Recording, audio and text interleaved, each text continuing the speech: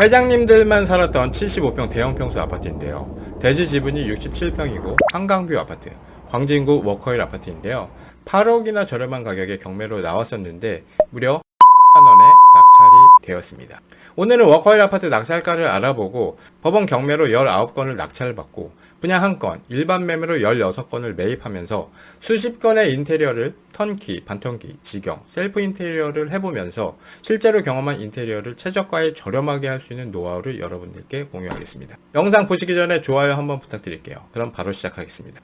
감정가 30억짜리 아파트가 한번 유찰돼서 24억에 시작하는 물건입니다. 22년 32억 9천이 최고가이고 이후에 27억까지 빠졌다가 최근에 다시 30억을 넘으면서 32억에 거래가 되었어요. 나와 있는 매물 중에 가장 저렴한 물건은 32억이고 고층으로 괜찮은 물건은 33억입니다. 이 영상 댓글을 보면 10억 초반이 적정, 터무니없는 가격이다. 10억 정도면 적정 가격이다. 집값이 미친 거다. 라고 댓글이 달리는데요. 대지 지분만 무려 67평입니다. 서울에 한강이 보이는 땅이 67평인데 평당 3천으로 계산해도 땅값만 20억이에요. 부동산을 이해하려면 우선 부동산 가격을 알아야 하는데요. 이 부동산 가격이라는 것은 이것만 이해하면 간단합니다. 그건 이따가 말씀드릴게요. 이 물건 그래서 도대체 얼마에 낙찰이 되었을까요? 입찰은 7명이 들어왔고 28억 8천만 원에 낙찰이 되었습니다. 최고가 매수인은 이 물건 내부를 확인했는지 모르겠지만 대형 평수라 어떻게든 문을 열어서 내부를 꼭 확인해야 합니다. 현관문을 봐서 올수리가 되어 있다고 생각했지만 뚜껑을 열어봐야 정확한 컨디션이 확인이 되는 거죠. 내부가 확인이 되어야 이 물건의 정확한 가격을 확인할 수 있는 겁니다. 그래서 부동산 경매에서 인테리어는 정말 중요한데요. 이 인테리어를 직접 하려면 처음엔 정말 엄두가 안 납니다. 왔다 갔다 시간도 많이 들어갈 것 같고 포기하게 되는 거예요. 실제로 저는 제가 움직이지 않고 스마트폰으로 다 끝낼 수 있는데요.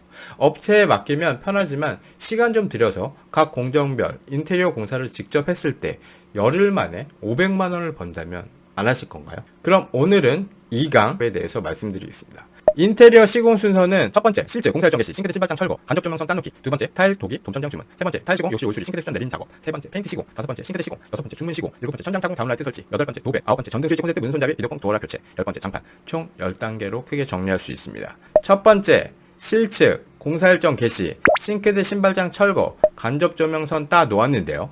두 번째, 타일 도기, 돔천장 주문을 할 겁니다. 알기 쉽게 설명을 하려고 단계를 나눠놨을 뿐 실측이 끝나는 시점에 언제든지 주문을 하실 수 있어요.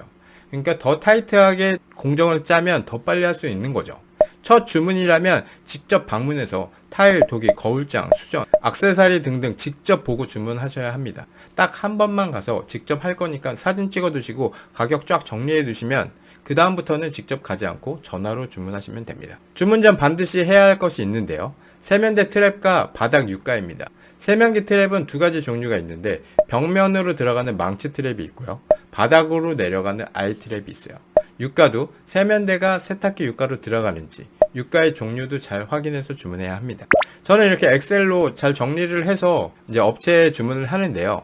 엑셀로 잘 정리해서 누락되는 거 없이 몇 번씩 확인을 하고 주문해야 합니다. 주문 내역서도 제 블로그에 첨부해 두겠습니다. 필요하신 분은 다운받아서 사용하세요. 아래 더보기란에 링크 걸어 두겠습니다. 꼭 누락되는 게 있어서 급하게 움직여야 할 수도 있고 퀵비가 추가로 또 들어가게 됩니다.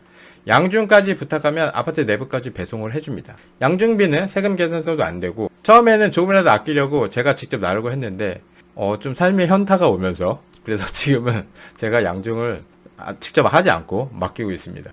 양중 후에는 반드시 수량 체크를 위해서 사진을 보내달라고 하셔야 합니다. 타일, 부자재, 거울장, 도기, 돔천장 이렇게 양중이 끝난 상태고요. 양중비는 18만원이 나왔습니다. 혹시라도 빠진 제품이 있는지 꼼꼼하게 확인을 해야 합니다. 주문은 어디서 해야 하나 궁금해 하시는 분들이 있어서 말씀드리면 저는 인천에 있는 용타일에서 주문을 하고 있습니다.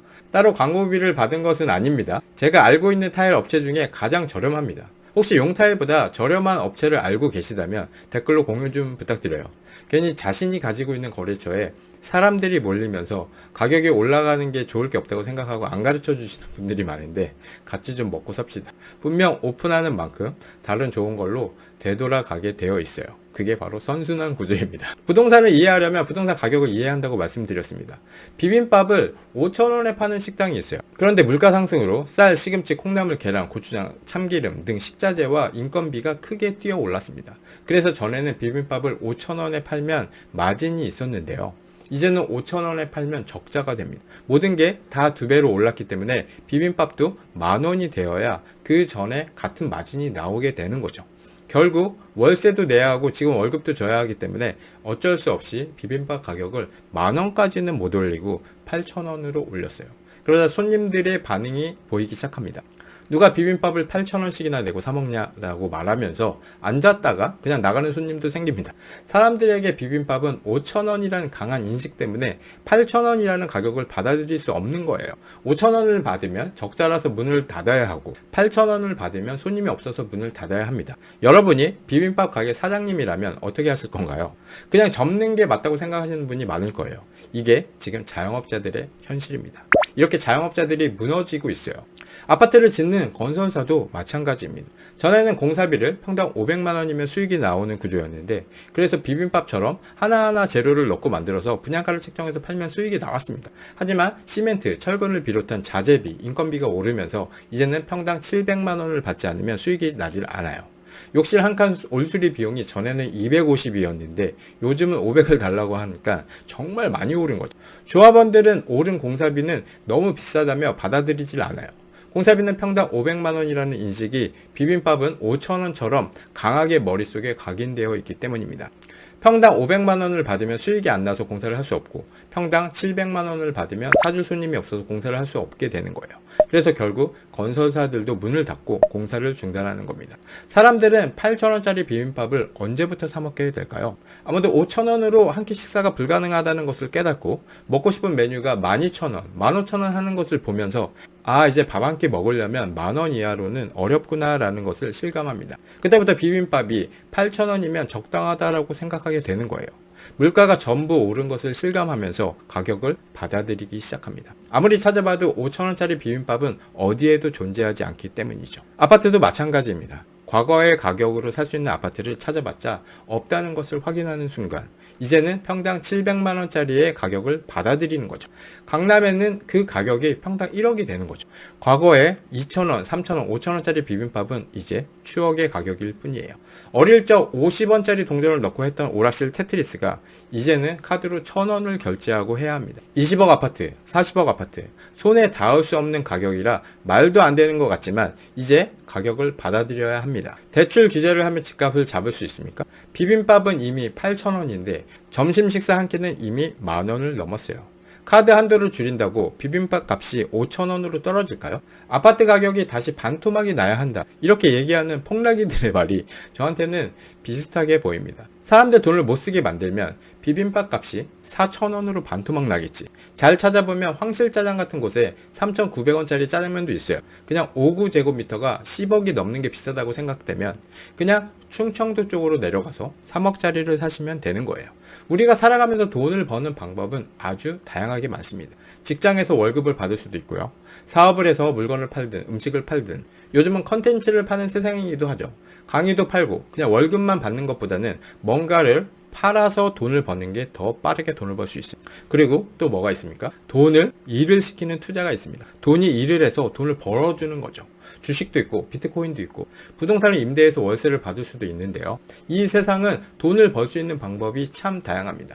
월급을 받는 사람이 가장 많을 거예요. 하지만 이 방법의 가장 큰 문제점은 노동으로 돈을 버는 게 언제까지 지속할 수 없다는 거예요.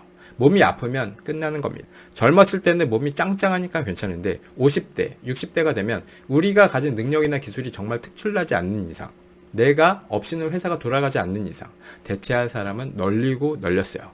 그래서 우리는 노후 준비를 해야 하고 수많은 자본주의 시스템 중에 부동산을 선택했습니다. 아파트를 소유하고 있다면 월세로 임대를 주면 더 이상 힘든 일을 하지 않아도 집을 빌린 임차인이 한 달 동안 열심히 일해서 번 돈으로 우리에게 월세를 줍니다. 우리가 늙어서 병들고 몸이 아파서 더 이상 일을 하지 못한다고 해도 꾸준히 돈을 벌 수 있는 방법입니다.